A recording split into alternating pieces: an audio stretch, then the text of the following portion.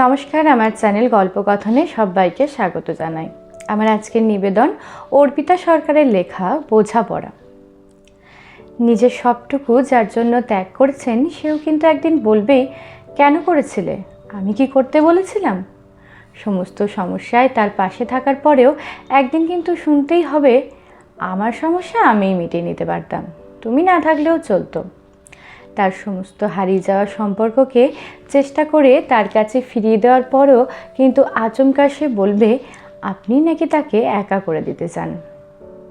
একটা দিন নিজের মতো চাইলেও ব্যস্ততার অজুহাত এসে দাঁড়াবে প্রাচীরের মতো।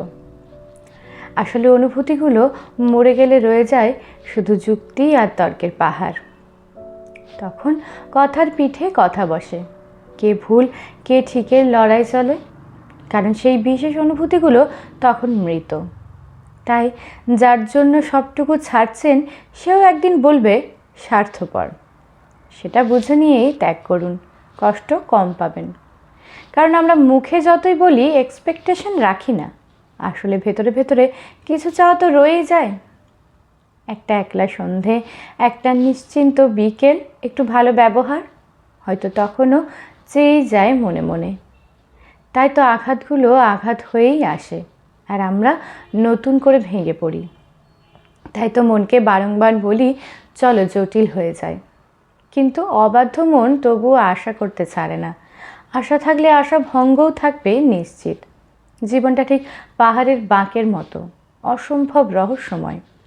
আজ যেটাকে নির্ভেজাল ভালোবাসা বলে মনে হচ্ছে, কাল সেটাকে মনে হয় শুধুই বোঝাপড়া। আজ যেটাকে গভীর বন্ধুত্ব মনে হচ্ছে, কাল মনে হবে একতরফের স্যাক্রিফাইসেই টিকে ছিল সম্পর্কটা।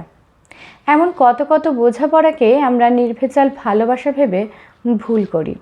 তাই মন সচেতন হও, আঘাত পেও না বারংবার।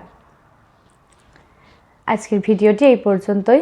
ভালো লাগলে লাইক করবেন। এরকম গল্প পরবর্তীকালে শোনার জন্য চ্যানেলটা সাবস্ক্রাইব করে রাখবেন। ধন্যবাদ।